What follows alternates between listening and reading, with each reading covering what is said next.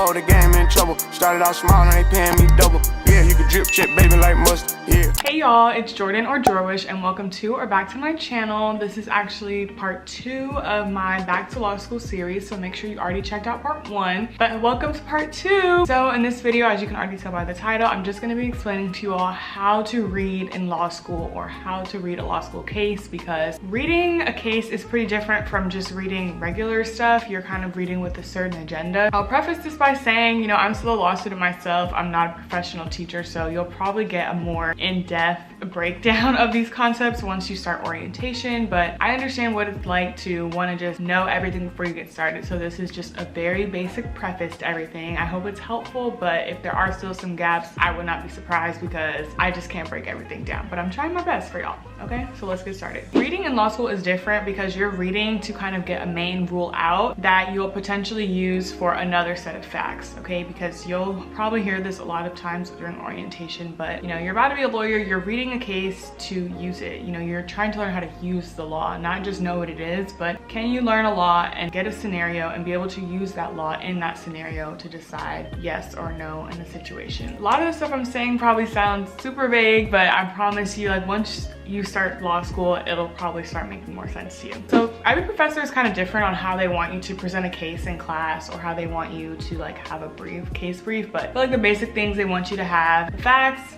the issue, the holding, and the rule. Sometimes they'll be pretty picky and less stickler for the procedural posture or like what court you're in. So if that's the case, just make sure you know if the case is for like district court, appellate court, Supreme Court, things like that. And sometimes in the case, it'll talk about how the case was decided before it got to where it was today. Personally, I don't really pay too much attention to that stuff. I just kind of get right into it. But like I said, every professor is different and you might be different. That stuff might help you learn the case better. So whatever floats your boat. So when you're reading a case, you want to kind of try to keep those categories in mind. So I'll just repeat them again. It's the facts, the issue, the holding, and the rule. So we're gonna start out with the facts because typically in class, it'll start with the professor saying, okay, can someone tell me the facts of this case? And either, you know, a gunner or someone is gonna raise their hand, or they're just gonna cold call on you. So let's talk about the facts. So after you read a case, and you have to come up with the facts section of your case brief. So the facts are basically just an overview of what is going on, and don't overthink it. Really just try to figure out what is going on. What are the facts that got these parties to court today? So at first, when you start reading cases, you're gonna think every little detail is super important. I remember my case briefs used to be super long.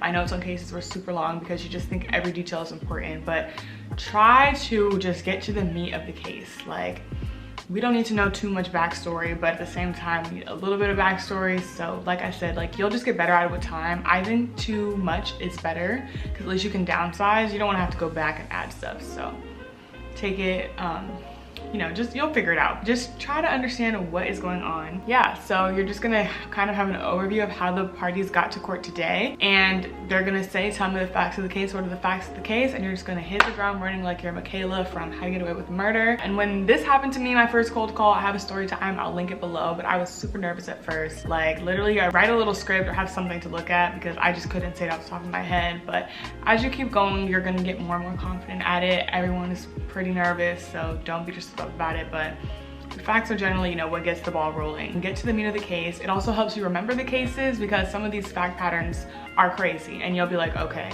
that scenario, like, I'm never gonna forget when that happened, because what in the world? You know, try not to be that annoying person that when they're reading the facts, they're telling every little thing, like, oh, this person's auntie and their cousin did this, and like, come on, like, get to the point. But at the same time, you know, get it, you're learning, but just try to like get to the point, okay? And just use your judgment to determine what is necessary and what isn't necessary. Okay, the next section is the issue. So the issue is basically the legal question that ties the facts of the case to a legal standard. I'll give an example. It's usually like whether X, Y, and Z violate the Equal Protection Clause of the 14th Amendment, or whether X, Y, and Z makes an agreement a contract, or whether X, Y, and Z constitutes acceptance. You know, it should be a really simple yes or no question. Sometimes the judges will literally write the issue down explicitly explicitly in the case. You can just find it then. Sometimes it's a bit harder to gauge, or there could be multiple issues in a case, so look out for that stuff. But yeah, you want to find the issue, because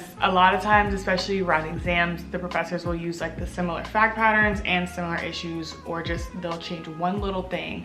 So you want to be able to analyze back and forth whether it's similar or different from a case that you read. So that's why all this stuff can be important. Yeah, so definitely read closely to try to find the issue. The next key part of a case brief is the holding, and that's just going to be a yes or no question to the issue. I'm sorry, that's just going to be a yes or no answer to the issue question that you posed earlier. So you'll say yes, X, Y, and Z does violate the Equal Protection Clause, or no, X, Y, and Z does not violate whatever legal standard that's in question then. So I hope that makes sense. Like I said, this is probably like foreign language to you all if you've never like done anything law school related, which totally fine, that was me too. But just to preface this, and then when you actually see this in class, it hopefully won't be as daunting. The last part of a case brief that typically all professors want to know, and pretty important I think, is the rule. So the rule is the key takeaway from this case that you can eventually use and apply to other cases or other scenarios in life as precedent, or as a, you know, a binding or persuasive authority for something in the future. One example is like the Obergefell case. And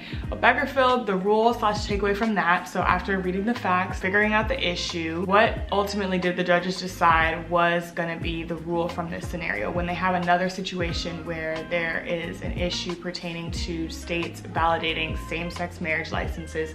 How, as a society, as a country, are we going to do that? Like, what's the rule for that? I really hope this makes sense, y'all. Like, I really hope, but I'm trying my best here. I understand that it can be really confusing, but I hope I'm breaking it down okay. But anyway, so from Obergefell, the rule from that case was that under the Due Process Clause and the Equal Protection Clause of the 14th Amendment, states must issue and recognize lawful out-of-state marriage licenses for same-sex couples. You know, that's a rule. Like, that's the rule. So that's kind of the takeaway type of scenario that you want to get out of a case. Again, I highly recommend using Quimby, because that's kind of like a cheat sheet. Like, they literally have all these briefs for you. That rule that I just read from Obergefell came from Quimby. Like, don't try to reinvent the wheel. Don't try to reinvent the wheel too much, especially with stuff like, you know, important cases like that. Yeah, that's basically how you're gonna read in law school. You're gonna try to, you know, organize your thoughts like that. Personally, I never really wrote formal case briefs, y'all. I really just took notes on everything, and like the notes kind of just helped me orient myself with what's going on. And for case briefs that I had to read in class, I usually just read them off of Quimby. And if they weren't on Quimby, I was just screwed, and I just used my notes and just made something shake. But hey, that was just me. But I would say, like, briefing cases, it depends on the class how important it will be. If you know it's a class where people are like, hey, like, she's gonna get her exam questions straight from the cases that you all read, like, it's probably more important to case brief. If you know the questions are just gonna be random multiple choice questions, you know, like, you'll be able to gauge it. But I think reading is really important in law school, so I'm not gonna downplay that, but I don't think case briefing is that important. Like, for me, I really didn't, that wasn't where most of my time went. Most of my time went to studying and doing mastery and doing practice tests, but you know, reading is a part of it, and that's kind of like week to week. So I hope this was helpful. Stay tuned for part 3 of my Back to Law School series. Don't forget to like, comment, and subscribe, and I'll see you all in the next video. Bye. Uh-oh, the game in trouble. Started out small, now they paying me double. Yeah, you can drip check, baby, like mustard. Yeah.